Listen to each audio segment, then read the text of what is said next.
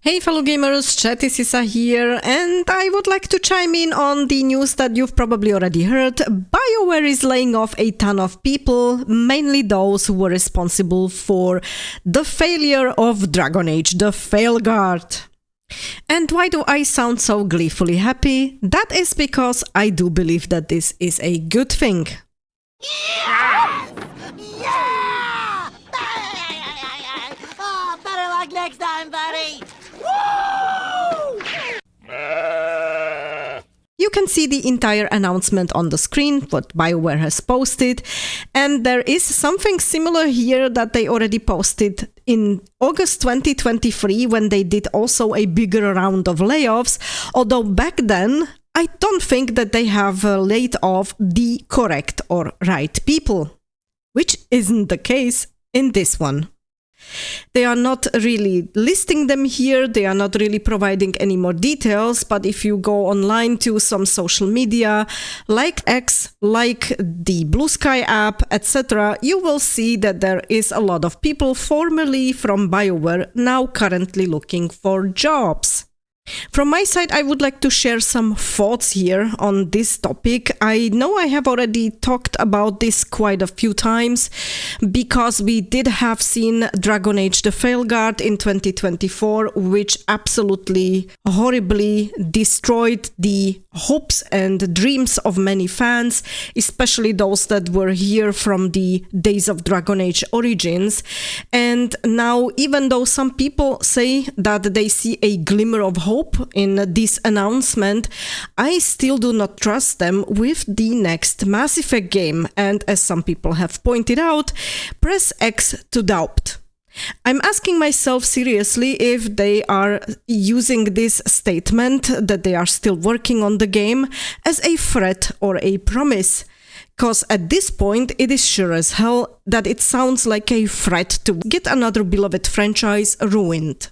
And from my side, I can only say it's a good thing to see the people responsible for the nonsense that we have seen, especially in the last few years, finally fired. And for those who are angry when somebody is cheering for a studio closure, that's real life.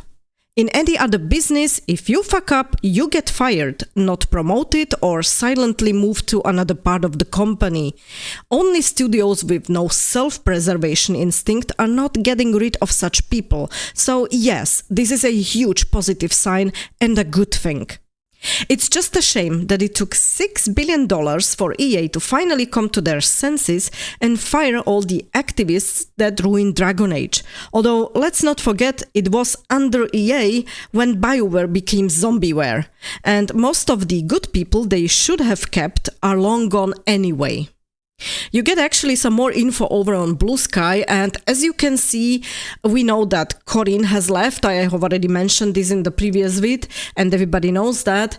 Although the entire sentiment here is considering, especially now the announced layoff, that he was told to go and he didn't leave on his own. Now we can see though that John Epler has completely deactivated his account, which is quite funny because he was still posting a lot of stuff previously. And as you can see, even though he has deactivated his entire account, there is one good thing on Bsky, that they actually keep like an archive where you can see, let's say, the last post or last updates on a person's profile. And the one for the profile for John Epler says clearly was creative director, writer, other stuff for DATV, currently narrative director on Skate. So that was the last update on the profile, and it's quite clear that he silently has gone as well. True, Skate is a franchise from EA, and that means that they have just moved him out of Bioware to another portion of EA, but he is no longer active for Zombieware. Patrick Weeks and his wife are also looking for new jobs, same as some other, let's say, lesser known people.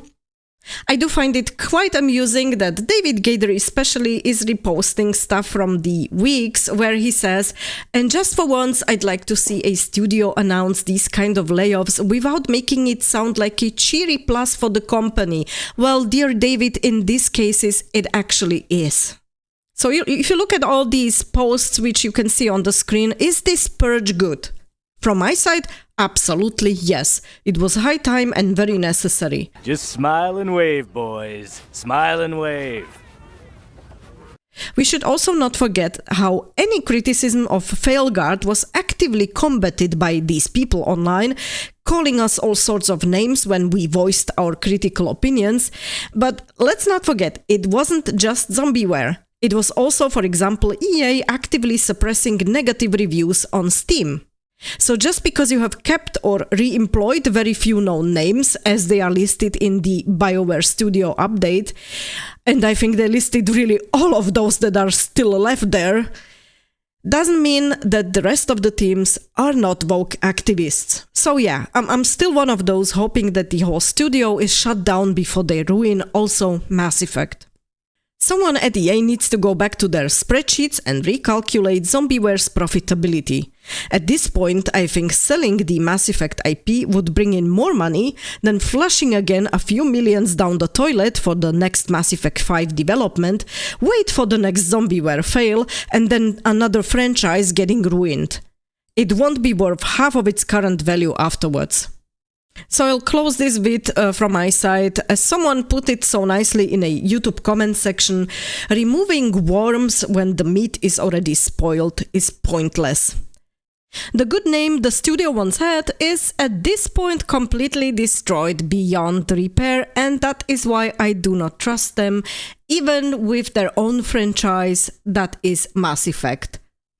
Thank you very much for watching, stay tuned for more updates, and game on!